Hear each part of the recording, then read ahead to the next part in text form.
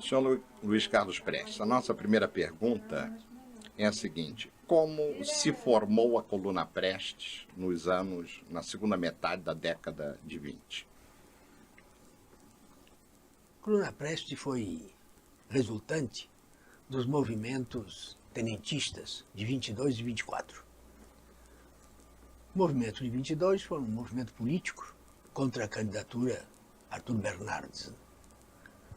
Os oficiais do Exército, em geral, eram apolíticos e foram arrastados à política pelas chamadas cartas de Bernardes, insultando o Exército. Conspiraram e participaram do levante de 5 de julho de 22, em que se destacou o feito heróico dos 18 de Copacabana. Numerosos militares foram processados, estiveram presos, e o movimento de 24 já foi mais um movimento de solidariedade profissional. Quer dizer, solidariedade aos companheiros perseguidos e, particularmente, aos 1000 alunos da escola militar que haviam sido expulsos da escola militar. Continuamos, depois da derrota de 22, continuamos conspirando, e a 5 de julho de 24 dava-se o levante de São Paulo. Os revolucionários de São Paulo permaneceram na cidade cerca de 20 dias, depois retiraram para o interior, desceram o rio Paraná e instalaram-se no oeste paranaense, no ocidente do Paraná, na fronteira com o Paraguai e a Argentina. Nessa época, um grupo de oficiais estavam localizados no Rio Grande do Sul, inclusive eu. Eu tinha sido oficial do batalhão ferroviário e na época em julho, já estava na fiscalização, estive na fiscalização de quartéis e depois passei para o batalhão ferroviário. E como chegou ao comando do batalhão um oficial que eu compreendi que fora destacado para nos provocar, eu dei parte de doente para poder continuar conspirando mais facilmente. Mas surpreendidos pelo levante de 5 de julho, porque não fomos avisados, continuamos e intensificamos a conspiração. E somente em 29 de outubro é que foi possível fazer o levante no Rio Grande do Sul. Levantaram-se, além do batalhão ferroviário, o 2º Regimento de Cavalaria de São Borja, o 3º de São Luís Gonzaga, o 5º de Uruguaiana e outras frações em Alegrete, Cachoeira, etc. As tropas no sul foram rapidamente batidas. As do noroeste do Rio Grande, do São Borja, São Luís, Santo Ângelo, que é chamada Zona Missioneira no noroeste do Rio Grande, foi a que resistiu por mais tempo. Eu fui designado pelo general João Francisco Pereira de Souza, que se levantara em São Paulo e que veio até São Borja, comandante dessas forças do noroeste do Rio Grande.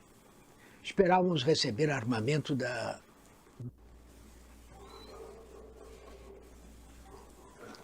Como estávamos mal armados e com escassa munição, nesta região do Rio Grande esperávamos a entrada de armamento que viesse dos companheiros de São Paulo que estavam no Paraná e que ficaram de mandar através da Argentina. Mas isso não foi possível. Os guardas aduaneiros argentinos não permitiram. Resistimos durante 2 meses nessa região. Depois éramos mais ou menos 1.500 homens, mas só tínhamos uns 700 armados. E fomos cercados por 14.000 homens. Havia força até da polícia da Bahia, batalhão naval, 7 colunas, cada uma delas era superior à nossa, pelo seu efetivo, era superior a 2.000 homens. Mas cometeram e empregaram uma tática que eu compreendi que era de circo, de sítio, sitiar. Então deixei que se aproximassem o mais possível. Quando eles já estavam a cerca de 50 quilômetros de São Luís, que era o meu quartel-general, eu reuni todas as guardas, passei entre 2 colunas deles, e já 2 dias depois já estávamos a cerca de 200 quilômetros de distância, quando eles entravam em São Luís, todas as 7 colunas entravam em São Luís, nós estávamos a 200 quilômetros de distância, derrotávamos tropas do inimigo que tinham reservas Os efetivos eram tão grandes que tinham de reservas que não foram empregadas na luta, né? E marchamos para o norte. Tivemos um combate sério no dia 3 de janeiro na Ramada, né?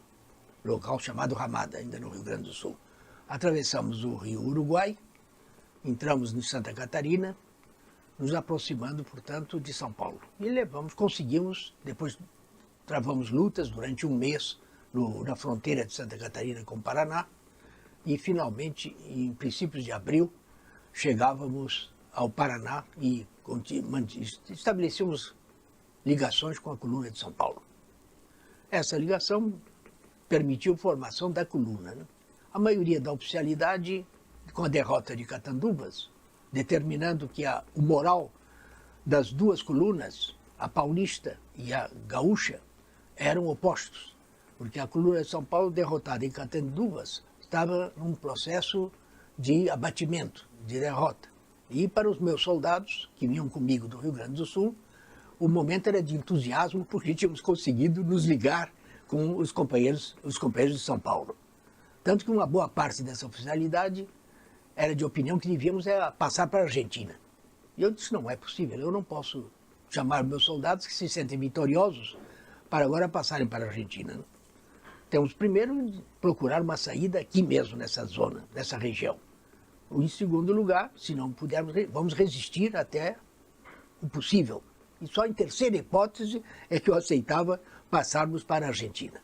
Travamos uma luta muito dura, organizamos então uma divisão sob o comando do general Miguel Costa, tendo como chefe do Estado-Maior o capitão Djalma Dutra. E duas brigadas, uma brigada do Rio Grande do Sul, comandava a brigada dos companheiros de São Paulo, o coronel Juarez Távora. Foi com essa composição que nós, diante das dificuldades que encontramos na região, atacados por forças muito superiores, atravessamos o rio Paraguai e entramos no Paraguai, na República do Paraguai. Atravessamos 130 quilômetros na República do Paraguai e em maio de 25 entramos em Mato Grosso e iniciamos a marcha da coluna. Depois a coluna modificou-se a composição da coluna, porque os elementos da Brigada Gaúcha tinham maior facilidade e experiência da luta guerrilheira e de apreender cavalos e montar rapidamente, e os elementos que vinham de São Paulo não tinham essa experiência. Então fundimos as duas colunas em 4 destacamentos, né? Foi a composição final. Eu passei a chefe do Estado-Maior da coluna, o Juarez Távora a vice-chefe, a subchefe do Estado-Maior, e os destacamentos tinham o comando, o primeiro destacamento do Cordeiro de Faria, o segundo do João Alberto Lins de Barros, o terceiro do Antônio Siqueira Campos e o quarto do Djalma Dutra. Foi essa a composição da coluna até o fim, né? O objetivo da coluna, quando iniciamos essa marcha pelo Brasil, era manter a luta armada, com o objetivo que nós tínhamos, né, de atrair forças inimigas no maior número possível, esperando que com isso os nossos companheiros na capital da República, no Rio de Janeiro, tivessem maiores facilidades para depor o Bernardes, né? Foi esse o nosso objetivo estratégico, né? Com esse objetivo avançamos, mas criou-se na coluna o espírito da coluna, em que os soldados que não tinham salário, que comiam quando houvesse comida, né? Que andavam a cavalo quando havia cavalo, quando não havia cavalo estavam a pé, né? Tinham um verdadeiro orgulho de pertencer à coluna, né? E cometiam realmente atos de heroísmo, né? na defesa da coluna. Um dos elementos mais importantes da coluna foram as patrulhas chamadas dos potreadores. Potro, no Rio Grande do Sul, quer dizer cavalo jovem, né? Potreadores é que saíam para pegar cavalos. Todas as manhãs eram destacados grupos de 5, 6 homens, né? Que saíam para os flancos da coluna, podemos dizer, os olhos da coluna, que nos permitiam a mim, como chefe do Estado-Maior, estar ao par de tudo quanto se passava num raio de pelo menos 100 quilômetros, nos dando liberdade de ação, porque com muito pouca munição, ao contato com o inimigo, nós tínhamos que decidir rapidamente se aceitávamos o combate ou se evitávamos o combate. A nossa grande arma era a rapidez de movimento, né? enquanto fazíamos movimentos, deslocamentos de 60 km por dia, quando era necessário, a tropa regular, quando muito, marcha 24 km, né, por dia. Com isso, nós conseguimos distância e conseguimos evitar, particularmente com a segurança que organizávamos, qualquer surpresa. De maneira que eles não conseguiram nunca surpreender a coluna, e é justo dizer que a coluna é uma coluna invicta, porque jamais foi derrotada, né? Até isso durou até outubro de 26. Em outubro de 26, eu já tinha conhecido a realidade do interior do Brasil, né, que tinha me alarmado, porque eu via, passamos pelas regiões mais atrasadas e mais miseráveis de nosso país, né? Quantos quilômetros no total? Nós fizemos ao total cerca ou pouco mais de 25 mil quilômetros, né?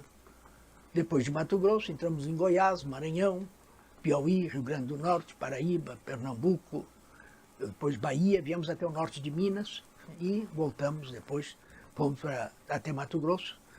E em outubro, eu achava que era oportunidade, com a eleição do novo presidente, com o fim do governo Bernardes, em 15 de novembro terminaria, propor um entendimento com o governo. Mandamos uma delegação composta do Dutra e do secretário da coluna, que era o Lourenço Moreira Lima, o capitão Lourenço Moreira Lima, foram levados até a fronteira do Paraguai por um destacamento, comandado até pelo Emílio Miranda, né, que foram levar a fronteira, e depois voltou esse destacamento e agregou-se de novo à coluna, né. Mas quando eles chegaram em Passo de los Libres, onde estava o Marechal Isidoro Dias Lopes, que era o comandante, o nosso comandante em chefe, foi justamente no dia 14 de novembro, a véspera da posse do Washington Luiz, e já estava marcado um levante para aquela noite no Rio Grande do Sul. Um levante que foi derrotado, rapidamente derrotado, mas que não permitiu mais fazer nenhuma proposta de entendimento ao Washington Luiz. Esses foram os objetivos da coluna. Ela, para mim, foi um grande ensinamento, né? Porque me colocou diante de uma realidade social que eu verifiquei que não seria com a substituição de homens no poder, com a substituição de Bernardes por outros, que resolveria. Estávamos diante de um problema social gravíssimo e era necessário examinarmos quais eram as causas dessa situação e quais seriam os remédios para isso. E foi com esse espírito que depois emigramos para a Bolívia e que, chegando a Buenos Aires, eu pude estudar e chegar a alguma conclusão e encontrar a solução exclusivamente no marxismo. Senhor Luiz Carlos Prestes, qual foi a sua posição em 1930? Eu devo voltar a 1929, antes do movimento de 30, né? Eu estava em Buenos Aires, asilado. Em julho de 29, recebemos um telegrama do senhor Carlos de Lima Cavalcante, do Recife, propondo o apoio à candidatura do senhor Getúlio Vargas. Estavam comigo Juarez Távora, Siqueira Campos e Djalma Dutra. Discutimos o problema. Eu e Siqueira Campos tomamos uma posição imediatamente contrária, né? Porque Getúlio Vargas era o homem do Partido Republicano, de Borges de Medeiros, da oligarquia dominante no Rio Grande do Sul.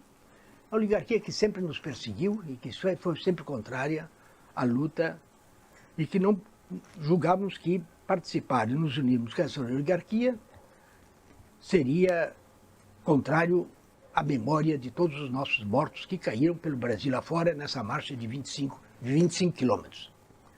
De maneira que passamos um telegrama, o Juarez era a favor, mas o Djalma Dutra vacilou e ficou comigo o Siqueira, então, a maioria de 3-1, passamos um telegrama a Lima Cavalcante, que consta do livro do Hélio Silva e de outros livros, né, em que manifestávamos oposição a essa candidatura.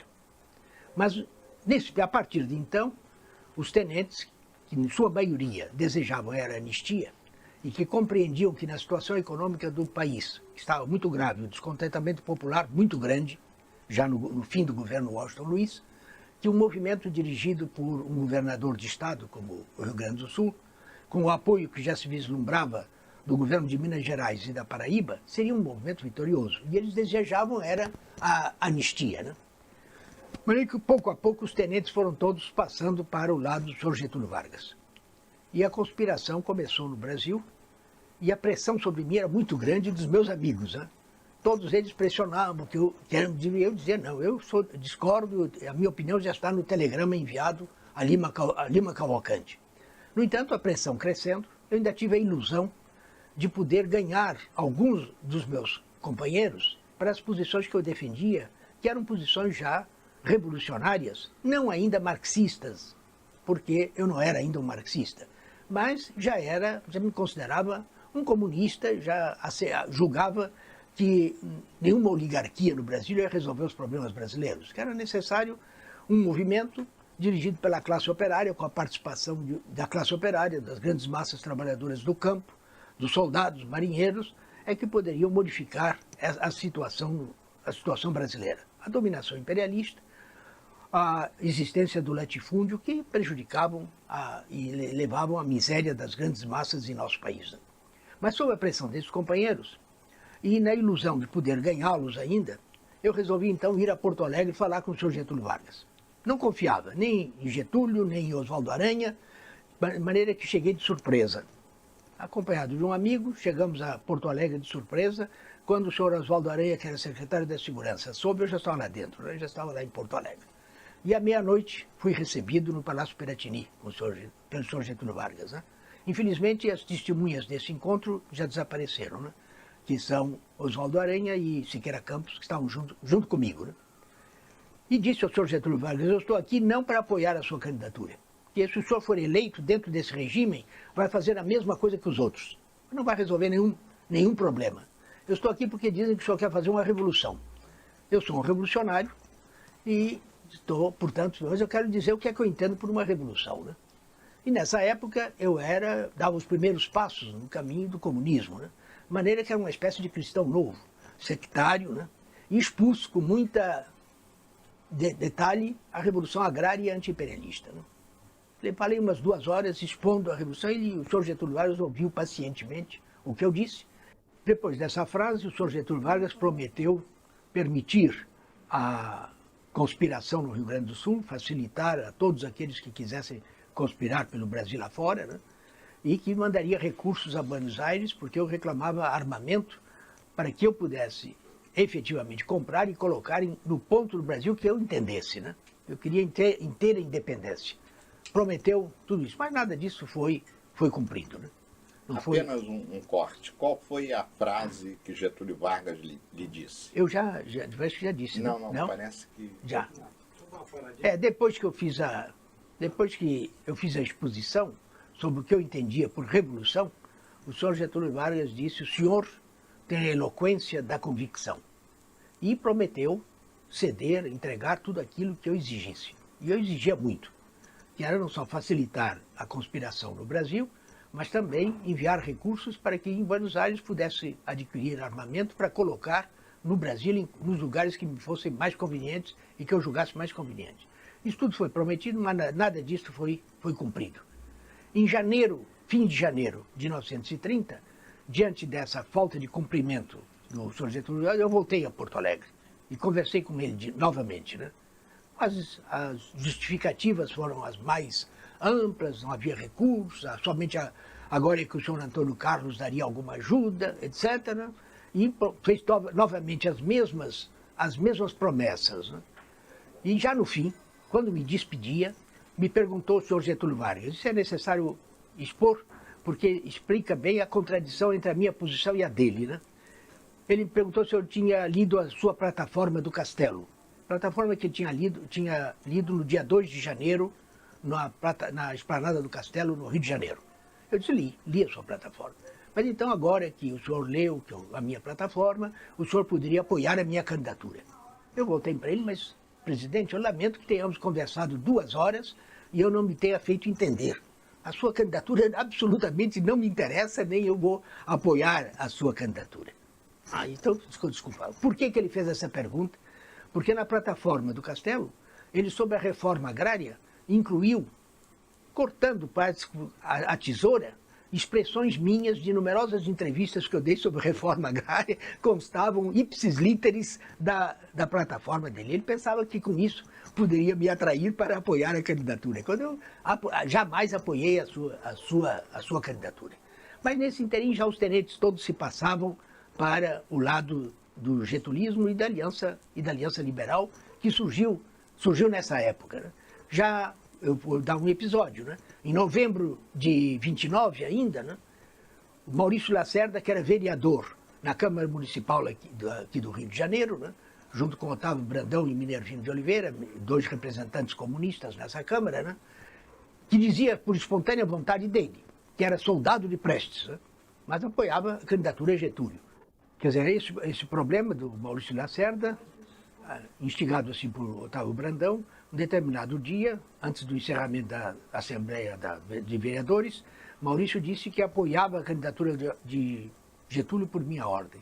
Passei um telegrama imediatamente para Cordeiro de Faria e Cilo Meirelles, no Rio de Janeiro, desmintam de maneira categórica Maurício Lacerda. Recebi a resposta, aguarde carta.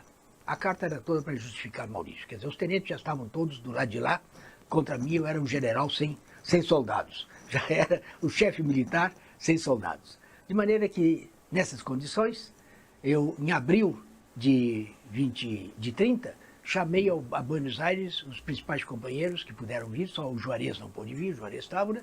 Mas Miguel Costa, João Alberto, Siqueira, etc., estiveram e li um manifesto. É o Manifesto de Maio, chamado Manifesto de Maio, em que eu tomava uma posição autocrítica, dizendo que já devia ter me manifestado há mais tempo, porque eu não concordava de forma alguma com uma guerra civil que seria em benefício da oligarquia gaúcha, mineira, da Paraíba, e que não serviria de forma alguma aos interesses do povo brasileiro. Esse Manifesto de Maio completou agora, em maio último, 50 anos. Né? Quer dizer, nesse momento, rompi integralmente com os tenentes, tendo ficado praticamente completamente isolado. Né? Os tenentes todos se passaram para o outro lado, porque todos esperavam que Getúlio fosse vitorioso, como eu também estava seguro de que ele seria vitorioso, com um grande movimento, com um grande descontentamento popular que havia. Não chamo o movimento de 30 de revolução, porque não houve mudança de classes no poder. Houve simplesmente a transição de uma oligarquia para outra. A oligarquia paulista foi substituída pela oligarquia gaúcha, mineira, etc., que substituíram. Né?